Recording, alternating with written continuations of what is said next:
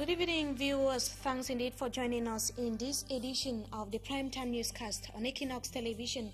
Contract teachers in Cameroon warn that they might not resume work come Monday if the government fails to integrate them into the public service. And also in this newscast, we take a look at the city of Douala, where the absence of road signals in some part of the town is said to be one of the impeding factors on free circulation. That is the view of some stakeholders in the transport sector in the city of Douala. You're watching the Primetime Newscast on Equinox Television.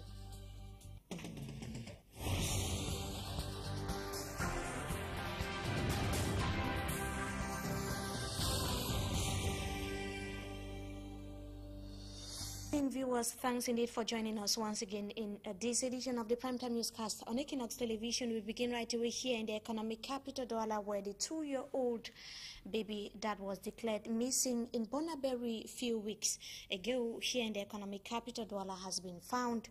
The little girl was and her alleged kidnapper discovered at the 3rd Police District here in the economic capital Douala, as senior reporter Christopher tells us in the following report. After about 5 weeks of crying, the Ndokmo family can once again smile, for their little daughter, Ashanti, age 2, has been found. The girl, who disappeared since February 21, was found this Thursday morning, April 4, at the 3rd Central Police Command in Bonaberry. According to gathered information, the lady accused of stealing the baby girl was being detained at that police station for 2 days now for transacting drugs. The baby she was carrying was then recognized by her aunt, who is equally a police officer, and through whom the parents got informed. And the Bonaberry public did not remain indifferent.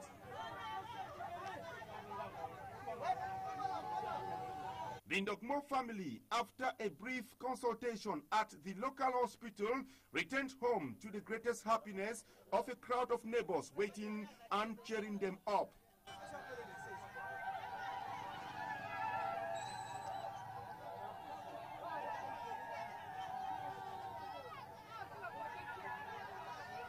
And the same crowd showered congratulations on Equinox TV, the People's Channel, for a job well done.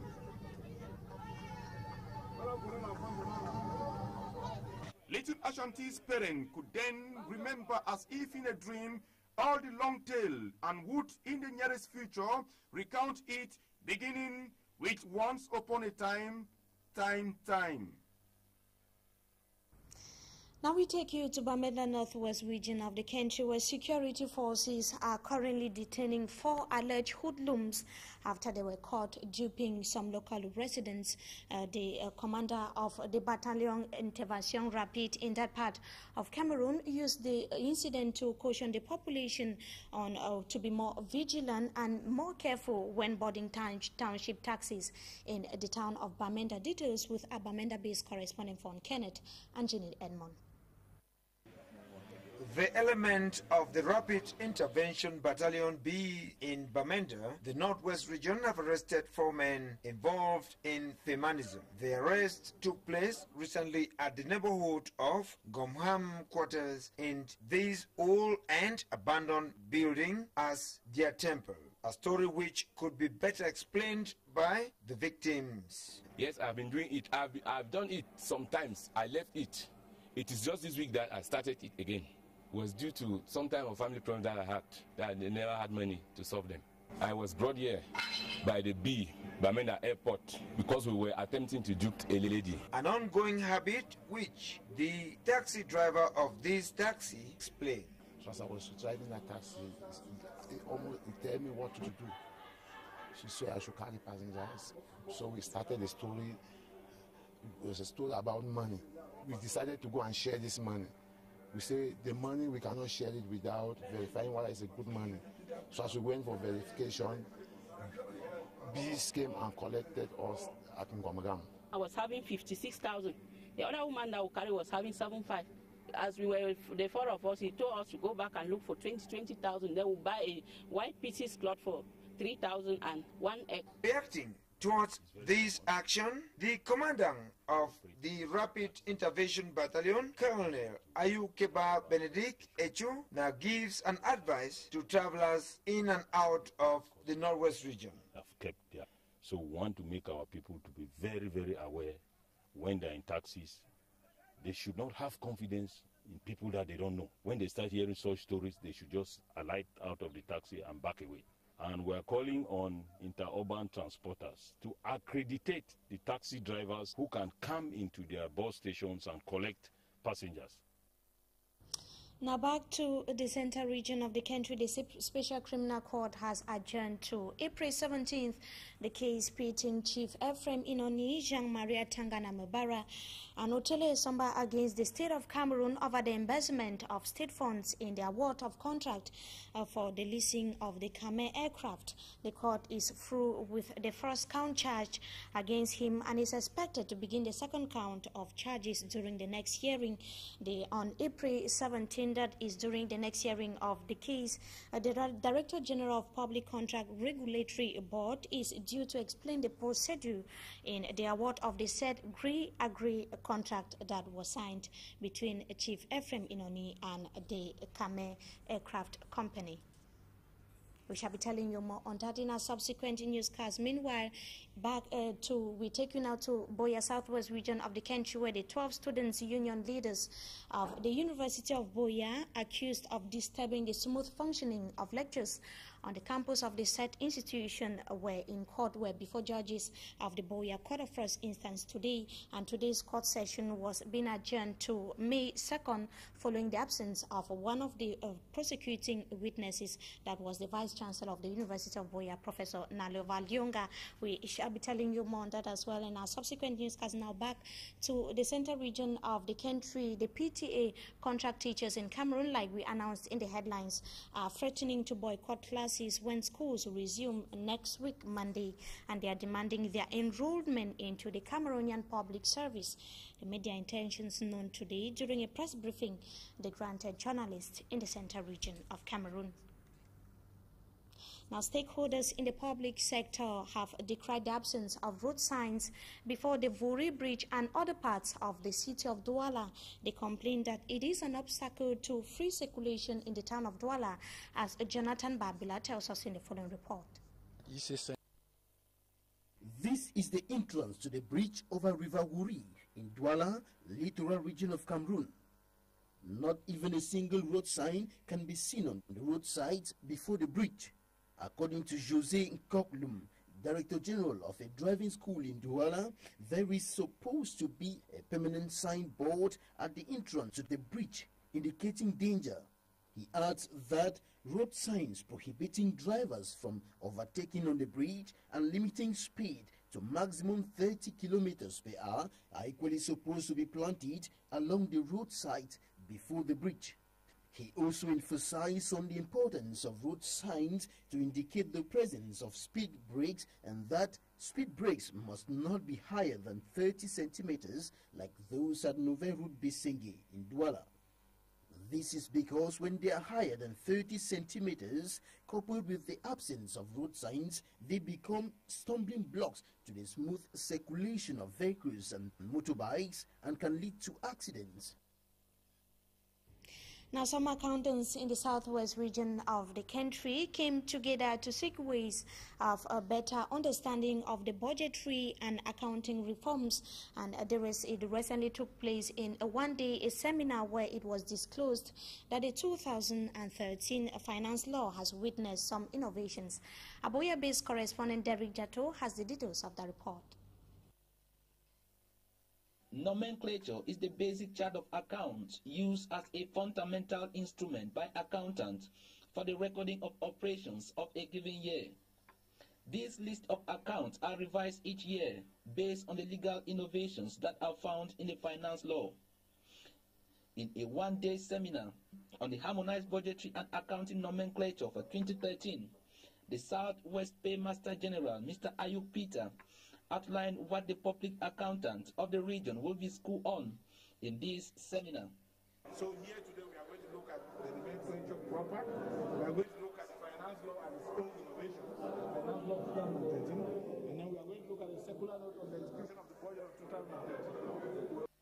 Affirming that the 2013 finance law has witnessed some innovations, the Southwest Paymaster General further added that the way forward to inculcate these changes for effective implementation is no doubt in the Finance Ministry agenda for 2013. Given the fact that the reform is total, as general as total, we will have to train, cycle and train.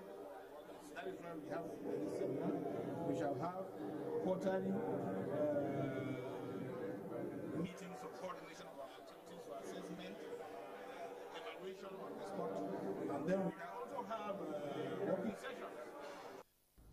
And the Minister of Agriculture and Rural Development has called on all Cameroonians to work together at ensuring that farmers are well informed on the use of farm inputs. And this is in a bid, according to the minister, to weed out the negative effects of the wrong usage of farm inputs. Esimiminye was speaking today in the economic capital Douala during a consultation meeting with economic experts in the city of Douala. Details once again with Jonathan Babila. The use of agricultural inputs such as fertilizers and pesticides without a proper understanding of usage parameters constitutes a significant risk for farmers. Le premier risque, c'est la perte de la récolte.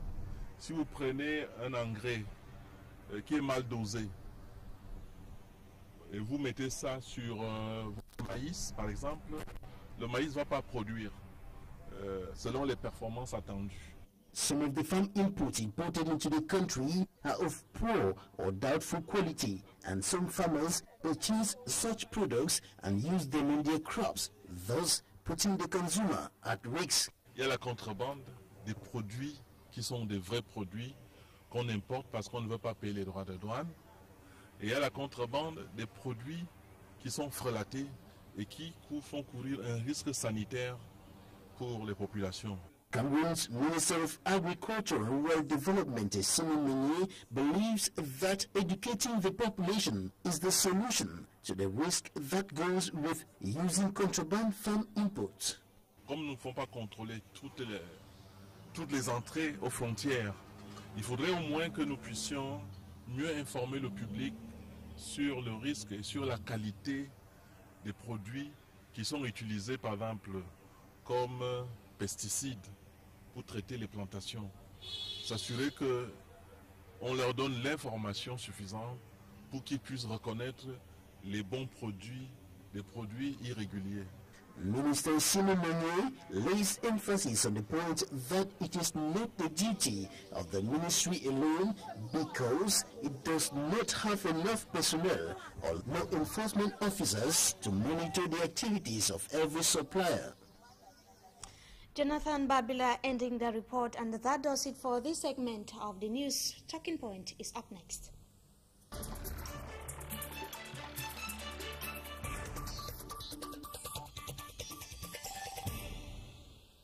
Thanks indeed, viewers, for joining us tonight on Talking Point. We are going to be talking about the problems of contract teachers in Cameroon, and tonight we have a teacher who is going to clarify us on the major grievances of the PTA teachers, to be more specified, in Cameroon. They are, of course, planning to go on strike as schools resume, or third-term classes resumed next Monday. And good evening to you, Mr. Givet Ngindo. Good evening. Thank you. Like I earlier said, contract teachers have promised to start manifesting by Monday, that is next week, following government's delay to integrate them into the public service. What's your reaction to that as a teacher? Well, I want to feel that, thank you first of all for that question. I want to think that the issue of contract teachers, before any Cameroonian pokes his nose and his mouth into this issue of contract teachers, pitting the contract teachers themselves and the government of Cameroon, I want to think that every Cameroonian has to know, first of all, who is a contract teacher, and what contract has he or she gone into with the government. I think that these are people who are trained, and trained by training schools opened by the government, and since they were trained, the government has put them into a state of wait for such a long period of time that the people are suddenly getting about out 15 of years. Yeah, out of 15 years and even above, getting out of patience. I want to feel on their part, but like I said, I want to think that before any person says anything concerning the issue of contract teachers, we need to be very objective. We Cameroonians need to be objective. It is simply, according to me, an issue of administrative procedure. I will not want to blame the government wholesale, nor the contract teachers. On the part of the government, I will want to think that the contract teachers, as educated as they are, as intellectuals, should exercise some little bit of patience to give the government time to put things. Patience that they have been exercising for a very long time now. They had exercised about more than 15 years now. I understand they have exercised for a very long time, but you know that the issue of contract teachers, there are people who are trained in the primary sector and in the basic education specifically. But this is something that, to the best of my knowledge, is not to be shouldered alone by the Cameroon government. Therefore, we still call on them to be a little bit patient. What do you mean by shouldn't be shouldered alone by the Cameroon government? There are some external engagements, financial engagements that were supposed to support the contract teachers in terms of payment and in terms of even conditions of work. It wasn't only the Cameroon government that was supposed to shoulder the payment of contract teachers. That's why I feel that those contract teachers should exercise some little bit of patience. I don't think that the government of Cameroon intends to keep them suffering.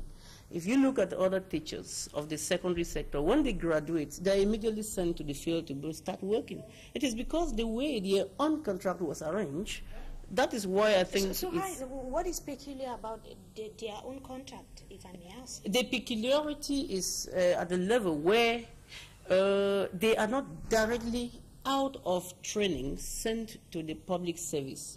There are some bottlenecks concerning their own payment, which one of them has to do with external support, which has to come from the IMF. And that contract had to end in 2015. If only the IMF has not yet extended, then it has to end in 2015. Then I want to feel again with the contract teachers. We all know how they suffer. We all know what they go through. We all know what they do to Cameroonians. Their work cannot be paid for. We know that. What they give to the field cannot be estimated. We know that. I'm a teacher. I feel what they feel. I know the stress they go through. But I still want to think that for any Cameroonian who feels for this nation will know very well that the government alone should not be blamed for the issue of contract teachers. So what does it take to get a contract teacher integrated? I do not want to feel negative about their proposed or their purported action ahead. That is, if they want to go to the street, we are in a democratic country. They have all democratic rights to express their anger. But I just want to call on them that they should do that. If they feel that it must be necessary, they should do that in a very organized way, knowing that the government is listening to them. And they should know that they should do that knowing that if the government calls them to order, let them listen and know that with time, their problem has to be settled. I have that conviction that the government, it's just a matter of time, and like I said, a matter of administrative procedure. And what are some of the problems that they are facing?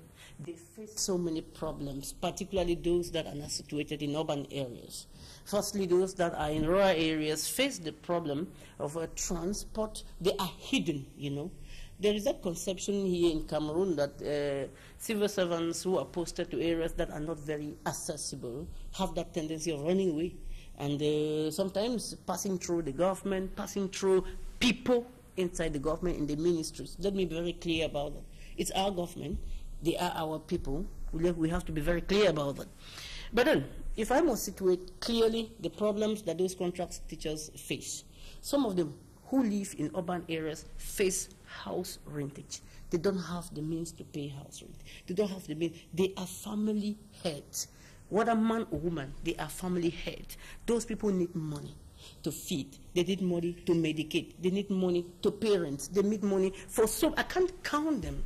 The government keeps them waiting. If I come on the point of view that they should try as much as possible to wait on the government, it is just that I have that conviction as a Cameroonian that the government of every country can never leave its citizens suffer unless it is going above its own capacity. If something that is beyond its own control. But you see them promising or maybe looking forward to grounding their tools, it means that enough is enough. They have had it enough. Enough is enough, like you say, but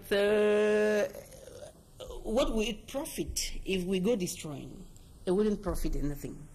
What I want to call on them... They haven't said they will destroy. They will not destroy, but you know they that... simply not go to... When you go to the street, when you go to the street and you're moving from one place to another, it already signals that there is something going on somewhere, there is something going wrong somewhere. They either not destroy, or somebody who sees them and becomes reactionary gets something bad somewhere. I am not in any way saying they should not do what they want to do. I'm just calling on them as intellectuals to behave the way manifestations in a democratic country are supposed to be done. So as a teacher, of course, do you see these contract teachers given their deserved place in our society? Certainly not. In Cameroon, they are not. I live with them. I sometimes ask myself, how do these people cope? How do these people go about? Honestly, I sometimes ask myself, and I blame the government to some extent, but I still see that at one time the government is forced to do things that are probably beyond its own hands, beyond its own capacity to do. What makes you blame the government? I blame the government because the government is at one time supposed to be more reactionary than just what it is doing. That means that if there are some forces external, for example, that are supposed to intervene in the situation of contract teachers, then the government is better placed to rapid that intervention or facilitate or put pressure if need be, so that that foreign intervention should come quick. If it is something that the government has to carry on its shoulders itself, then it should be rapid. The country is counting about 60,000 contract teachers already that are planning to go on strike. What is going to be the impact in the academic milieu if the strike happens to hold? Catastrophic. Very, very catastrophic. 60,000 people are enough to cause any disaster to any country that considers education to be a backbone to its civilization, that considers education to be the spinal cord to its development. I want to think that if 60,000 people have to go to the street, it is going to cause chaos. It is going to cause disorder. It is going to call for concern, not only in Cameroon, beyond. I'm talking the academic milieu. In the academic milieu, it is something that is unimaginable, because I don't even want to believe that educated people like that will go to the street, because they know themselves what is going to be the impact of their going to the street. I want to think that these are people who know that from their conscience, they know how 60,000 people, Cameroonians, intellectuals, going to the street. We do not yet know the number of days they will be on the street. Can you imagine how many Cameroonians are waiting for them in classroom? How many Cameroonians are waiting for them? This is what we can begin to imagine. This is something that has to do at the point of psychology has to play on this. The conscience has to play on this. I know that it's going to leave a very big impact at the level of the government, but if we come down to the educational milieu, the impact is just more than mentioned. Okay, now, so how do you see the problems being solved? Do you think that the situation would come to the end soonest? Do you think that this problem could be solved as soon as possible? I have confidence in our government. But then, I want to call on them. Confidence in our government in that I believe they haven't forgotten our contract teachers. But on the part of the contract teachers, I want to tell them that I share with their feelings. I share with the trauma, the problems they go through. And I want to call on them. They have their right. We are in a democratic country. They have their right to demonstrate, to do anything democratic. But nevertheless, I still have to call on them that they should do everything knowing that a democratic country still has laws that everybody has to follow. Let them know the way they do it. Thanks indeed, Mr. Gilbert Gimdo, for joining us tonight on Talking Point to talk about the plight of contract teachers that are threatening to go on strike on Monday. Thanks indeed for joining us. Thank you very much. And to you viewers, we thank you so much for joining us in this edition of the Primetime Newscast on Equinox Television. Have a wonderful stay in the company of our programs, and thanks indeed once again for joining us.